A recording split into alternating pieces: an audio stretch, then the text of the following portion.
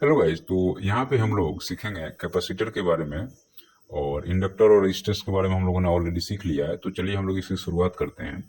तो कैपेसिटर जो होता है यह पैसिव इलेक्ट्रॉनिक डिवाइस होता है या कंपोनेंट होता है, या पैसिव इलेक्ट्रिकल कंपोनेंट आप बोल सकते हैं। इसका काम क्या होता है कि यह चार्ज इलेक्ट्रिक एनर्जी को स्टोर करता है इलेक्ट्रिक फील्ड के रूप में। जैसे आपको इंडक्टर जो होता है वह इलेक्ट्रिक एनर्जी को स्टोर करता है मैग्नेटिक फील्ड के रूप में और फ्लक्स के रूप में फ्लो करता है। सेम तरह से यह जो है सो इलेक्ट्रिक फील्ड को स्टोर करता है या इलेक्ट्रिकल एनर्जी को स्टोर करता है इलेक्ट्रिकल फील्ड के रूप में। अब इसका जो है सो इस जो स्टोरेज ऑफ एनर्जी है, जाहिर सी बात है जिसके पास ऊर्जा होगा उसका हम लोग जीवन में इस्तेमाल करते हैं। आप कहीं भी भाग दौड़ कर रहे हो सिर्फ ऊर्जा के लिए तो भाग दौड़ कर रहे हो। तो ऊर्जा के लिए जब भाग दौड़ कर रहे हो तो हम लोग ये जानने की या पहचानने की कोशिश करते हैं कि किसके पास ये प्रॉपर्टी है या कौन ऐसा एलिमेंट है जो ऊर्जा को स्टोर कर सकता है। तो कैपेसिटर है। तो सबसे पहला जो हम लोग इसका उपयोग करते हैं कि स्टोरेज ऑफ द एनर्जी में हम लोग इसका उपयोग कर लेते हैं। और स्टोरेज ऑफ एनर्जी में उपयोग करते हैं तो इसका फायदा क्या होता है कि बैकअप पावर के रूप में हमको मिलने लगता है। मान लीजिए कि पावर कटा तो तुरंत जो है सो ये बैकअप पावर दे दिया, जब पावर आया तो फिर से इसने स्टोर कर लिया। दूसरा, कैमरा जो होता है ना, जो मोबाइल फोन का कैमरा हो गया या जो आपका कैमरा जो फ्लैश होता है कैमरा का, क्विक एनर्जी की जरूरत होती है तो यह चार्ज स्टोर रहता है और क्विक एनर्जी रिलीज करता है, जिससे अच्छा खासा प्रकाश होता है।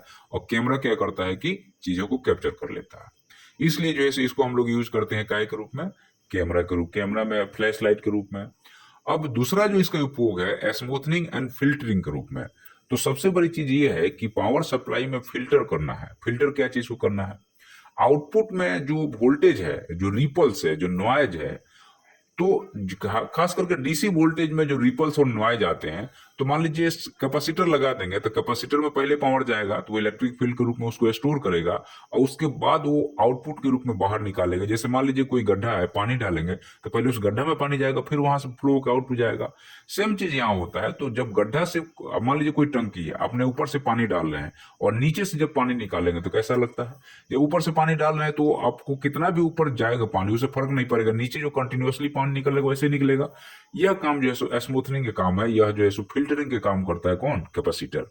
और सिग्नल में भी सेम यही चीज होता है। सिग्नल में इलेक्ट्रॉनिक सर्किट में चाहे रिसीवर हो गया चाहे रेडियो रिसीवर हो गया, उसमें भी ये अनवांटेड फ्रीक्वेंसी को फिल्टर आउट कर देता है। तो यह एक इसका फायदा है। नेक्स्ट हमारा जो है सो टाइमिंग सर्किट में, आरसी सर्किट में। मैंने आपको आरएल सर्किट भी बताया था। यहाँ पे क्या होता है, आरसी आरसी सर्किट रेसिस्टेंस और कैपेसिटर कॉम्बिनेशन में हम लोग यूज करते हैं टाइमर के रूप में, ओसिलेशन में, क्लॉक्स में, टाइमर में। तो वहां पे भी हमारी ये अच्छी खासी मदद करता है। ठीक है। नेक्स्ट जो है हमारे पास में कपलिंग और डीकपलिंग के लिए। तो कपलिंग क्या होती है? तो जनरली क्या होता है कि कपल का मतलब जोड़ना होता है, डीकपल का मतलब हटाना होता है। तो कपलिंग की अगर हम बात करेंगे यहाँ पे, तो कपलिंग में होता है कैपेसिटर जो है सो एसी करंट को पास करने देता है, एम्पलीफाई करता है और डीसी को ब्लॉक कर देता है, तो कपलिंग हो गई।